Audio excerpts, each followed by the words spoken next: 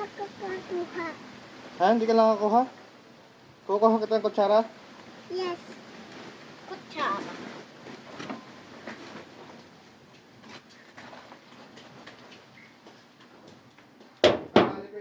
Natutupok ako. Sila Molly ang kadali.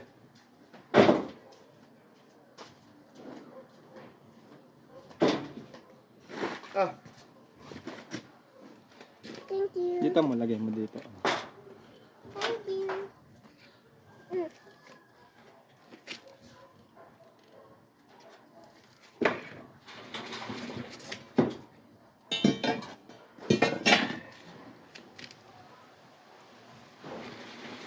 Dito. Lagay. Dito.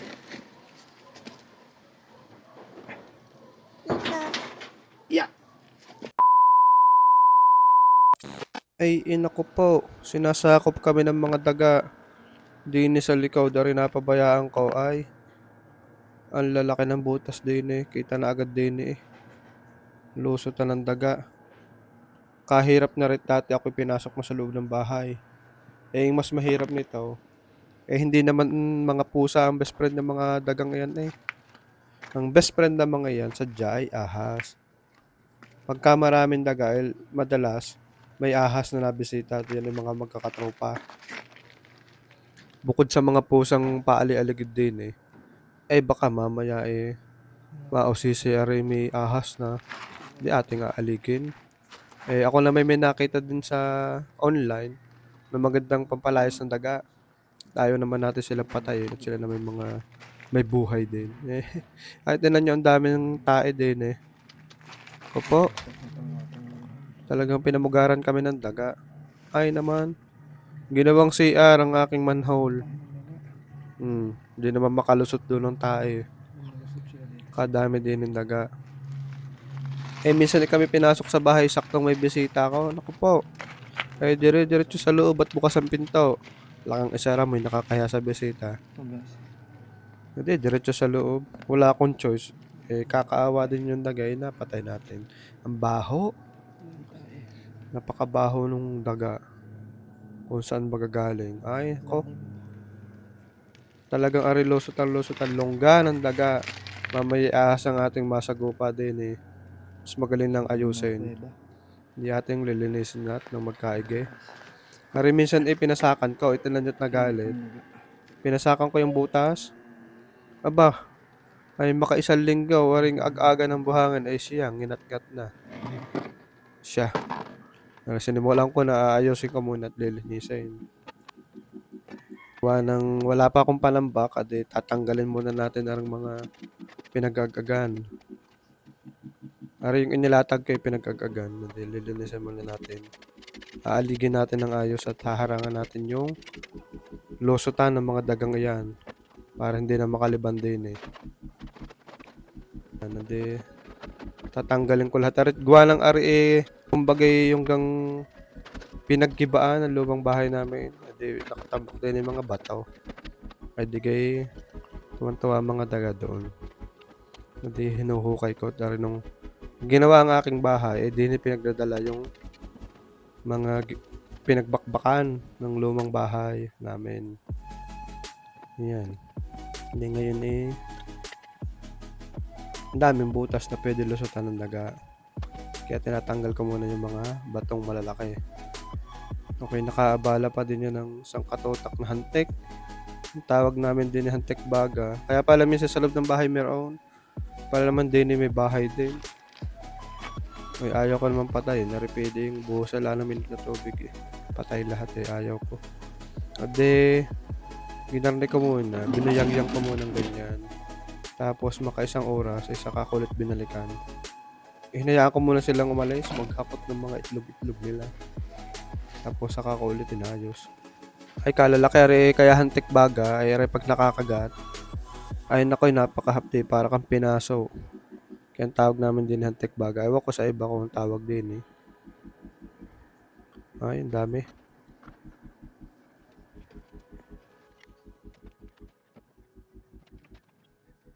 $2,000 years later. At iyan na atin ang naalig ang ayos ang ating mga bato. Yan. Di pinaggilid ko din sa bakod ng bato. Tapos siniksik ko yung mga sulok-sulok. Nag-aantay pa ako ng panambak. Ako nanghihingi pa ng panambak na lupa. Pagkagagaling din ng mga iyan. Tinyori may tambak na. May trabaho ko ng takpat hinahalukay. Nalusot simula doon sa kabila. Bubutasin na rin magkakabutas din Lulusot ang daga. Di trabaho ko ng takpan. Di ngayon ako yung minahingi ng panambak. Atin ang ayusin na rin. Tatambakan natin ng ayos. Ayaw ko naman simentohan na rin. At baka pag umulay bumaha, walang dadaanan ng tubig. Mas maganda nasinit sa lupa. Yan. Ari nga pala yung aking biniling palayas. Ari inakita ko lang naman sa Lazada. Kaya na ako intended in check. Ay naman, chinchong kang. Abay magaling. Wala nga naman na pa rin yung daga uli. Ganyan ang itsura niyan yan. Green. Tapos talagang yung amoy na napakatapang baga. Talagang askar na askar ang amoy. Yan, garne Bilog yan, amoy Montball na sobrang tapang yung papalayas ng ipis. Yung, gayon ang amoy. Di ako yung naglagay din ng marami sa mga gilid-gilid. Naglagay ako ng ganito. Yan. Bilog lang sa dyan, garne pero ang lakas ng amoy. Yan. Di sa mga sulok na ganyan, di sa mga tambak at hindi na malingilang ayusin. Di naglagay muna ako ng mga gayan. Kahit din sa ilalim na rin mga bakal-bakal na rin, meron din. Naglagay tayo niyan para hindi pa uli-uli. Kahit din sa may gilid ng kotse, naglagay din ako. Yan, Din may manhole. May mga barado pa, lilinisin ko pa yan. Hindi din laging merong abang. Meron ding ibang itsura, garne, matigas naman ang itsura na rin. In-check din ang sulat niyan. Chinchong kang. Hindi masyadong matapang amoy niyan, pero sinubukan na rin namin. Naglagay-lagay din ako. Tapos, meron din akong biniling garnier, pampalayas naman ng mga pusa. At digay pag may daga, may pusa. Ako'y kasasam lang naman. Trabaho ng umihi din kung saan-saan. Intindihin nyo na rin kung ano yan. Nag-spray ako din walang amoy, pero masakit sa ilong. Sadyang masakit sa ilong. Hindi nag-spray ako din para wala nang naihing pusa. Sasam lang naman kapanghi naman ang aming pinto Pag may basahan din sa labas talagang may ihi. Pinsan yung kotse Kakoy nakakayat na rin pala ihi. Ako po, napakapanghi. Di nag-spray na rin kami na rin. Hindi aring at akin na munang tatambakan. Yan. Nakahingi ako ng lupang panambak. Di tatambakan natin ito para wala nang dagang pa uli-uli. Pero pag natambakan ko, babayuhin ko. Tapos, maglalagay tayo ng kulay green na yun. Marami din sa likod para talagang wala na. Exercise din, papawis. Yan, lupa. May naghukay din yan ng balon. Sakto-sakto naman. Pwede, nabisahan agad. Tsaka ako yung nagpost sa Facebook, ako yung naghahanap ng lupa. Ayos din naman. May nagbigay nga Matagal din ako nagantay. Kahirap din ng sementado na lahat ang inyong basaysay. Wala na kayong makuha ng lupa. Puro semento na ang inyong basaysay. Pero nala ang likod ng bahay ang lupa. Ari sadyang ayaw ko nga pasementohan at kako nga Abay pag umulan ng malakas, pag nabagyo, saan dadaan ng tubig? Pupunta din sa harap. Babaha din. Mas maganda na yung lupa pa din para siksik na. Sisinit lahat. Yan, nagagamit ko din naman ng barbell Ari nga pala talagang pinakamatibay na barbell din. Ako ay bata pa elementary pa ako yung barbell na. Okay nga may pamilya, may sarili ng bahay, barbell pa din namin. May magandang pandikdik Siksik na siksik. Ngayon ko lang sa mga dagang yan kung ay makahukay pa din Binayaw ko na lang binayaw.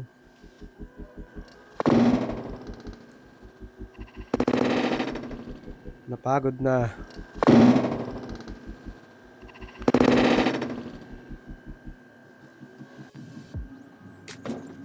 Kitang-kita pa ang kalakihan ng dayan.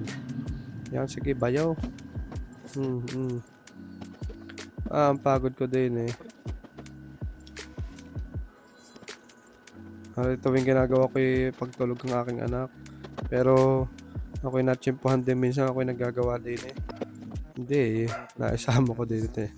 Mamaya may video yan din. Hindi, sumusukal. Pag tumatas kasi yung gumamela, Yan, dinadikdik ko ng iyan. Siksik na yan. sumusukal. Pag dumidikit sa dingding, Ayos na ayos yan. yung guya. Hindi, may nagdala ulit ng lupa.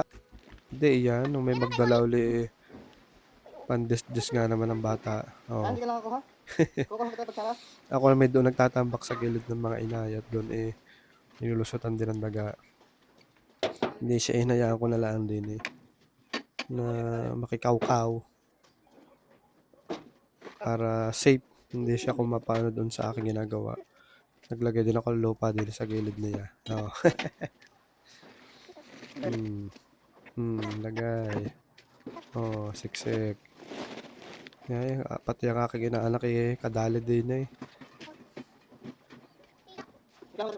Gusto daw tumulong adi, gay, pagbigye.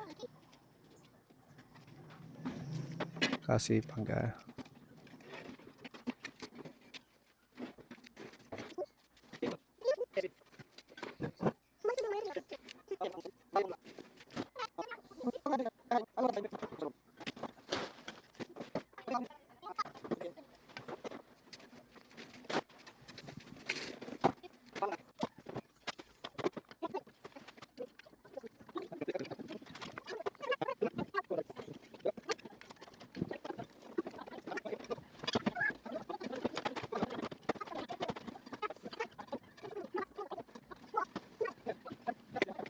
yan. Adi bayo uli at may dagdag na lupa. Bayo, sige. Saan mo gustong tutok? Aray, siksik na sadya yung gilid.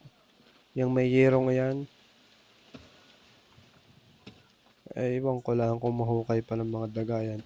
Di bale, ipinangilalim ko yung mga malalaking bato bago ko pa tinambakan ulit ng lupa at binayo ko ng binayo na rin. Nandito. Kainit lang magbayo. Gawa lang ang oras ko galang lagi pag walang trabaho. Pag may trabaho, hindi ko rin malilingilan. May linggo lang naman ako bakante. Alam niyo naman tayo, kantintero, kung kailan lang bakante, gagawa ng kung ano-ano. Pagka mga pangkaraniwang araw, di trabaho. Pandesdes ng compute. Sige, bayo. Pag rin nabayo ko na lahat, lalatagan ko ng mga kulay green. Para talagang wala na. Tapos ari sa may papunta na sa Mang Inay. Likod na rin ng Mang Inay. Nagtambak din ako dinit nang wala nang pumasok na daga. Tapos maglalagay tayo ng maraming kulay green. Yung maaskar ang amoy. Talagang, ewan ko lang kung may daga pang pumarin Amoy na amoy naman Ayaw ng mga daga noon. Yan, ayos na.